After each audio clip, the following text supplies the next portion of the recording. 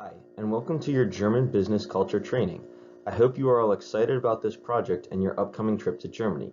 This is the first in a series of training videos you will watch before your departure.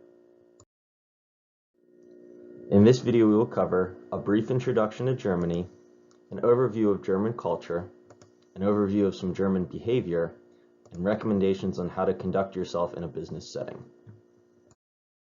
Germany is a Central European country. It is bordered by Denmark, Belgium, the Netherlands, Luxembourg, France, Switzerland, Austria, the Czech Republic, and Poland. To the north, it borders the Atlantic Ocean and the Baltic Sea. The official language is German. According to the Education First English Proficiency Index, Germany is the 10th best non-native English-speaking country in the world, and about 50% of the population speaks English as a second language. English is increasingly spoken when conducting business. According to the CAA World Factbook, Germany is the second most populous country in Europe and boasts the largest economy. Germany is a manufacturing powerhouse, exporting products all over the globe. The German Foreign Office lists some of Germany's primary industries as automotive, mechanical engineering, chemical, electrical, and steel. German engineering and products are world-renowned. So what do you think of when you think of Germany? Maybe you think of soccer. Maybe you think of beer and sausage. What about German people? Many people perceive Germans as cold. Germans are known to be extremely detail-oriented, precise, brutally honest, and punctual. To help try and explain and familiarize you with German behavior, we are going to quickly examine Germany's rankings on Hofstede's cultural dimensions. Hofstede's cultural dimensions seek to compare how a country's culture affects its behavior as compared to other countries. Germany's scores are shown below. It is important to remember that individuals you meet will certainly differ from these dimensions, but these are what German society generally values. All of the following dimensions come from Hofstede's website. Germany has a low power distance. This means in a business setting, German managers involve their employees and communicate with them. Germans respect hierarchies, but leaders are questioned and expected to show expertise. Germans are individualistic. They look out for themselves and their families. Loyalty is obtained through performance. Germans believe in learning from one's mistakes and therefore can be brutally honest in their communication. Germans are also a masculine society. People are competitive in their jobs and take pride in their work. Decisiveness and autonomy are valued. Germans have a low uncertainty avoidance. They like strict details and follow rules.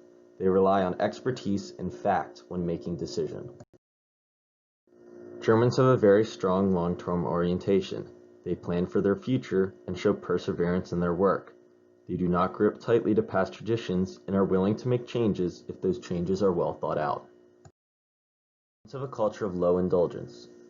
In conversation and business, they show restraint and formality. They prefer to keep work and their personal lives separate. Although it is not one of Hofstede's dimensions, it is important to know Germans have a monochronic time orientation. This means they view time linearly. This is reflected in their affinity for strict plans and deadlines. They prefer to complete tasks one after the other. It also contributes to their directness and conciseness when communicating. Now that we've discussed values that are common in German culture, let's see how this influences their behavior. As a result of their time orientation, long-term orientation, and high uncertainty avoidance, Germans are detail-oriented. They form and follow strict plans. Facts and expertise are expected to defend decisions. Punctuality is also very important. Germans see lateness as rude and a sign of disrespect. If you know you're going to be late, call well in advance and explain your reason. Germans are honest, direct, and concise. This is reflected in their high individuality and masculinity, and their time orientation again. They can be brutally honest and sometimes seem cold, but they believe this allows individuals to learn from their mistakes. Germans also value efficiency. It is important to remember that Germans are formal. This is reflected in their low indulgence. It is not appropriate to be overly social at work or draw attention to yourself. They do not mix business and pleasure, and at work are focused. Lastly, Germans respect hierarchies and rules. As a result, titles and qualifications are emphasized. These are some important behaviors to be aware of and follow during your time in Germany. Now, let's get to some specific recommendations of how to conduct yourself in business. Let's start easy. First up, dress code. As mentioned, Germans are very formal. This is reflected in the way they dress. Men should wear dark suits and ties with white shirts. Women should wear a suit or a conservative dress. It is important to look clean, neat, and presentable. When in doubt, tend to the conservative and formal side, and follow the lead of your German coworkers to see what is appropriate. Communications.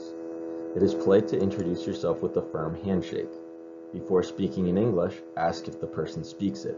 It is rude to assume. Germans position themselves about an arm's length away when talking, so do not get overly close. Germans value their personal space. According to Tatiana Kolovu, a professor at the Kelley School of Business at Indiana University, Germans are a low-context culture. This means they are direct and literal when they communicate. They do not use a lot of body language or hand gestures and keep their emotions in check. It is good manners to keep strong eye contact when speaking with someone. If a German is critical of you, do not take offense. They are very honest and likely trying to help you. At work, Germans are not very social. Do not waste time and quickly move the conversation to the point you are trying to make. Germans also enjoy their privacy and free time. Avoid calling a German at home when possible and never call after 9. Also, do not try and contact coworkers on the weekends or holidays. Lastly, just like conversation, keep emails direct and concise. Next up, meetings and presentations. Much of the advice just described to you applies to business meetings as well. You should begin business meetings by greeting each person with a handshake, starting with the most important and working down to least important. Do not wave and make sure your hands are not in your pockets, as this is seen as rude. Make sure to have business cards, as exchanging them is common at the beginning of or before a meeting. In keeping with the theme of high uncertainty avoidance, be punctual. Arriving late is seen as a sign of grave disrespect, so to be safe, arrive early. When entering a room, follow the leader. It is impolite to enter first. In the same fashion, wait to be seated and do not sit yourself. If presenting, be clear and concise. Back up your recommendations with facts and expertise and keep to the agenda. If you are scheduling a meeting, do it on a weekday before 5 and on Fridays before 1. Unlike many Western countries, Germans do not work long hours. They value their personal time and their weekends. Also, schedule meetings well in advance. Canceling a meeting at the last second is seen as a sign of disrespect, as it can waste a person's time.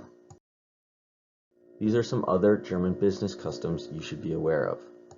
Gift giving is not a common practice, and it is not necessary. A small gift after a completed deal may be okay depending on the situation and comfort level, but again, it is not necessary. Germans are strict negotiators. They like details and formal agreements.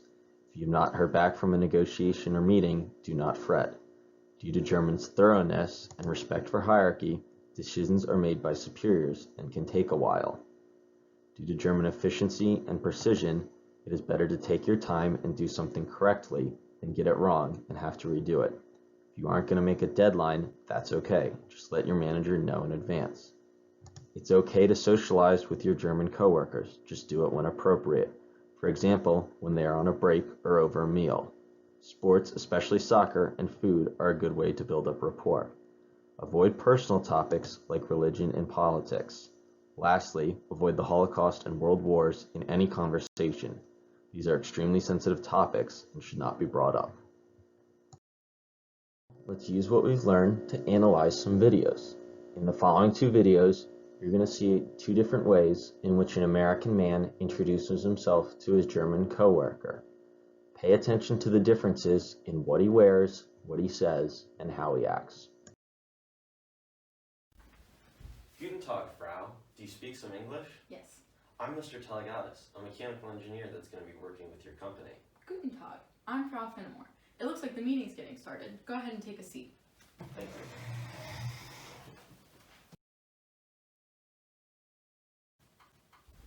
Hi, I'm Joe Telegadas. I'm really looking forward to working with your company and having a fun time here in Germany. What's your name? I'm Frau Fenimore. Oh, it looks like the meeting's getting started. Which greeting did you think was best? You should have answered the first one. Right off the bat, we can notice the man in the first video is dressed more formally and wearing a suit and tie, versus the man in the second video who just has on a dress shirt. The man in the first greets the woman formally too, by addressing her with Frau. Men should be addressed with er. The man in the second video assumes the woman speaks English, whereas the man in the first video is polite and asks before introducing himself. Notice how the man in the first video introduces himself with his last name and lists his position as mechanical engineer. This is good etiquette in German culture.